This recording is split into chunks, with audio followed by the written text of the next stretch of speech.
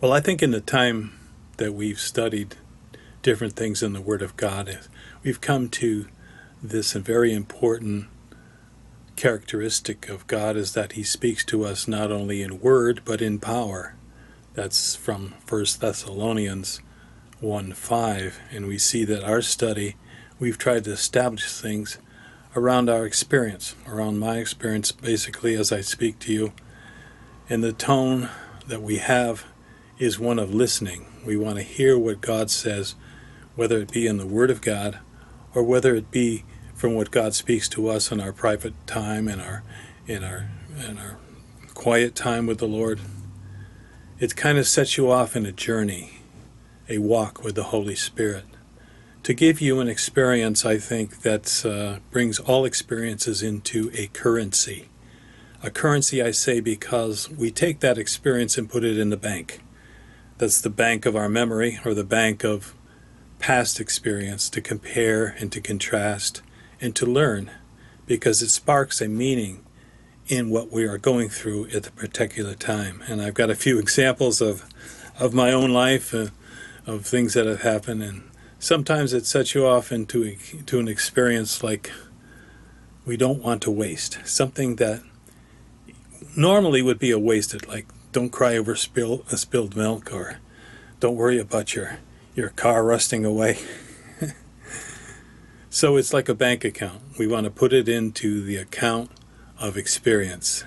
And I had an experience this week that my anger was stopped by God in the auto repair shop. And just a short testimony here. We know that old cars rust away. Gas was not getting to the engine, couldn't start the engine. Go down to the place down there, the repair place, and they replaced the fuel sensor switch, and they replaced the fuel pump. And after I got it home, drove it home, there's a clip that's leaking and there's gas all over the ground. And I said to David, get out of the car because there may be an explosion, a fire or something. And all in all is the mechanics failed me. God never fails, but mechanics fail. It's Sunday, everything's closed. I got to wait till Monday to have the encounter with the mechanic that did not fix my car correctly. So it comes down to this. If we have an experience, we don't want to waste it. We want to put it away in the strongest bank account that we can find. That's the mental bank account, because it's locked away. It's something that you can use in the future, something that you can learn, hopefully. But of course we know it usually doesn't work out that way, because there's another law working in our system, and that is to worry and to think about the tomorrow, and we think about anxiety, and we think about the eventual encounter with this wayward mechanic. But how do we make this experience really add to life? In the greatest measure that I can imagine is that we want to take it and not worry, and say to ourselves, don't worry, it's no use crying over spilled milk, and you can't, but the experience itself you can't really throw out.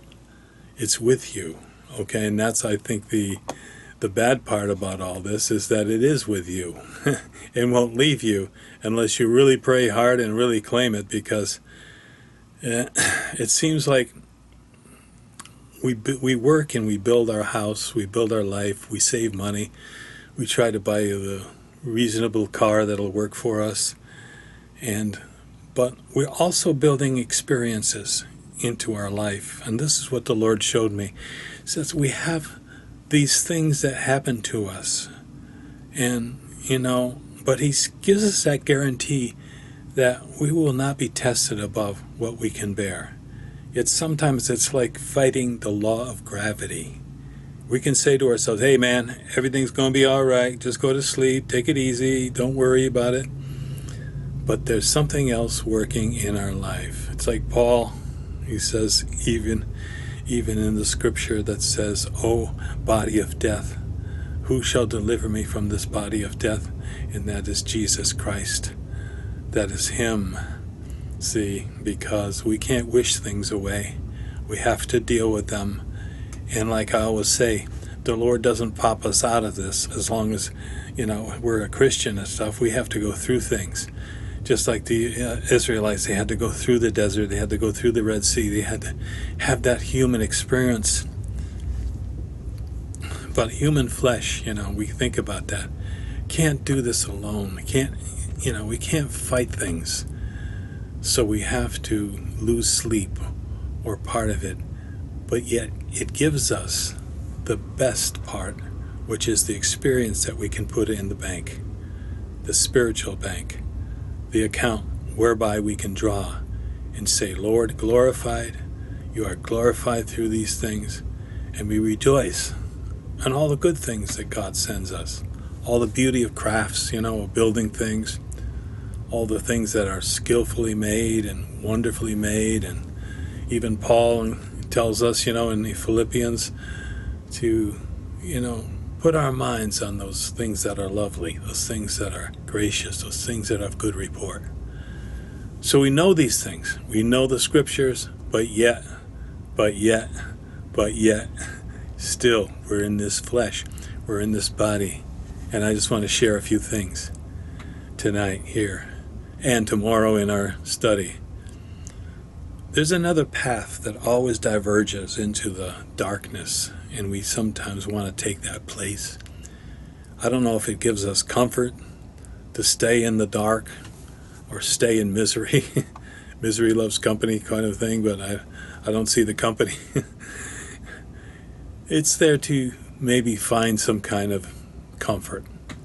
But we know the Comforter is the Holy Spirit, and He gives us these tools that we can use. One of them is, the greatest one is prayer and the assurances, and also all the promises that are given to us in the Word of God.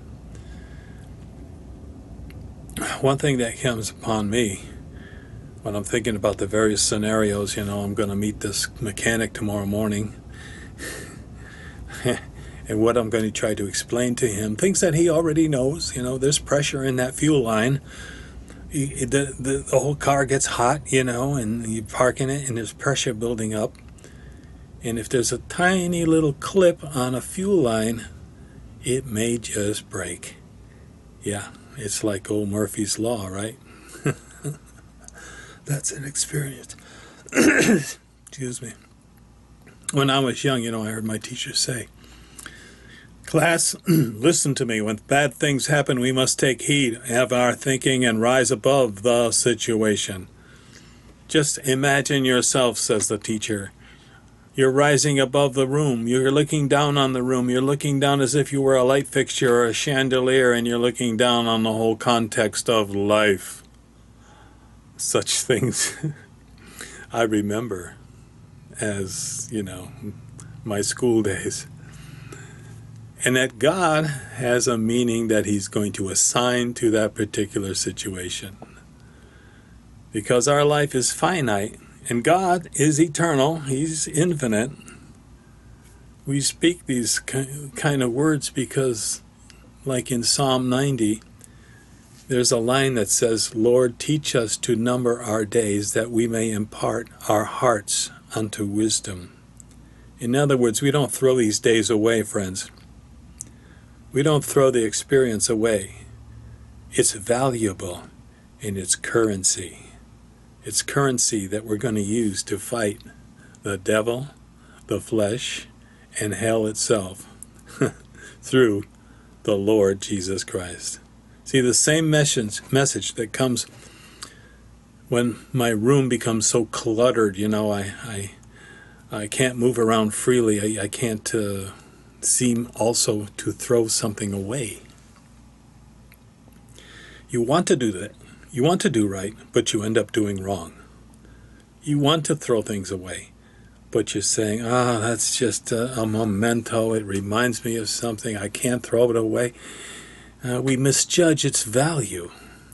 And I think it's the same way when we have an experience.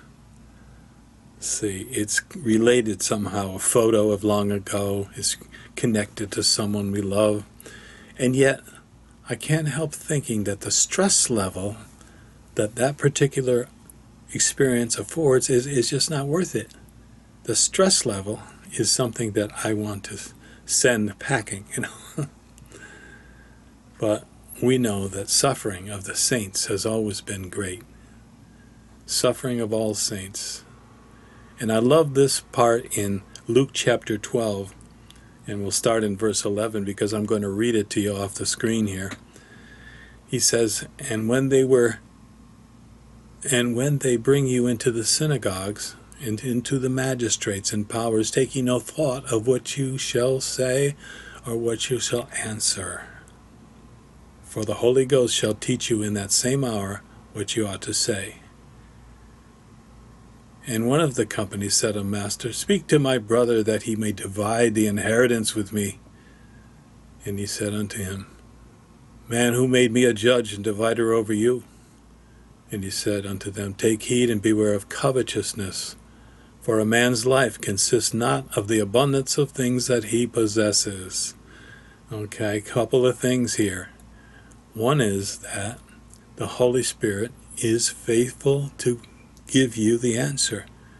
When you got to come nose to nose and face to face with that errant mechanic, you explain things as logically and as calmly as you can, and yet, stress is part of life, friends. But take heed to know this, that a man's life consists of more. And many have suffered under Diocletian in the arena, torn apart by lions. I wonder if they were worried about that, as they were waiting to go into the arena where lions would tear them apart. These are our brothers and sisters of long ago, and yet we can draw strength from certain things. And one of the truths that the Lord gives us in His Word is that we cannot depend upon the things we possess, on the things that we lose, and the things that we gain. Let's go here now to Luke in chapter 12, starting in verse 16, because I want to read that one to you too. And he spake a parable unto them, saying, the ground of a certain man brought forth plentifully. And he thought within himself, saying, what shall I do, because I have no room to bestow my fruits? And he said, this will I do. I'll pull down my barns and build greater ones. And there I will bestow all my fruits and my goods. And I will say to my soul, soul, thou hast much goods laid up for many years. Take thine ease, eat, drink, and be merry. I love this. Verse 20 says, but God said unto him, thou fool, this night thy soul shall be required of thee, and whose shall these things be which thou hast provided? I just want to say about that, hold it for a minute, I just want to say about that man is fooled again and again and again and again and again and again. This is mankind, this is flesh. You're going to be fooled into having your faith in that rusty car outside, this leaking gas that you're so mad about to get in. They didn't fix it. They didn't fix it, man. They didn't fix that car, man. He says, you're a fool. So is he that lays up treasure for himself and is not rich toward God. Lord, I have not been rich toward you, I confess. And the Lord goes on in the same chapter 12, and he says, take no thought for your life, what you shall eat, for your body, and what shall you put on? For life is more than meat, and the body is more than raiment. Consider the ravens, for they neither sow nor reap, yet neither have storehouse nor barn, yet God feedeth them. How much more are you guys better than these fowls? Yet, I gotta say, I gotta confess. Confession time, right? Confession time on YouTube. Yet, anxiety keeps me from sleeping the other night. And I was pleading with the Lord, take this out of my mind. Take this away from me. I know what's wrong. He knows what's wrong. He knows this and that, but it's leaking. The fuel is all over the ground. Yet I knew what was happening. As if another law was taken over. So you pray hard, man. Lord, take this out of my thinking. Let me at least have a good night's sleep. and my running over these empty scenarios, explanations, justifications, even photos on my cell phone that, that shows the problem. Of course he knows the problem. He's a mechanic. He knows about pressure on the fuel line. And the justifications, and the evidence and the arguments go through your mind, and you say, Lord, take him away. Take this stuff away. It's so much so that I was, as if I was being suffocated, by all this stuff. Yet I know all worry, is like a dry leaf. It's going to pass away. The wind's going to blow. The dry leaves are going to go. I could not shake that thing, though. I'll tell you guys. Why? Because I'm a weak person, and so are you. It's just another testimony that says I need Jesus more and more and more and more. Really, there's no end to our battle with the flesh. So much greater than our faith that I realize we need that bank account that God gives us of common sense and experience, and comfort of the Holy Ghost, of the Holy Spirit, that at least gives us welcome sleep. Oh, to sleep. I'd like to read and end with this Psalm 90. If you got your Bibles, go ahead and turn there. And here it goes. Psalm 90 says this: Lord, thou hast been our dwelling place in all generations. Before the mountains were brought forth, or ever thou had formed the earth and the world, even from everlasting to everlasting, thou art God. Thou turnest man to destruction, and sayest, Return, ye children of men, for 1,000 years in thy sight is but yesterday, when it is past as a watch in the night. Thou carriest them away as with a flood. They are as sleep. In the morning they are like grass which grows up. In the morning it flourishes and grows up. In the evening it is cut down, and it withers. For we are consumed by thy anger, by the wrath we are troubled. Thou hast set our iniquities before us, our secret sins, in the light of thy countenance. For all our days are passed away in thy wrath. We spend our years as a tale that is told. The days of our years are 80 years and 10, and if by reason of strength they may be 80 years, yet is their strength labor and sorrow, for it is soon cut off, and we fly away. Who knoweth the power of thine anger? Even according to thy fear, so is thy wrath.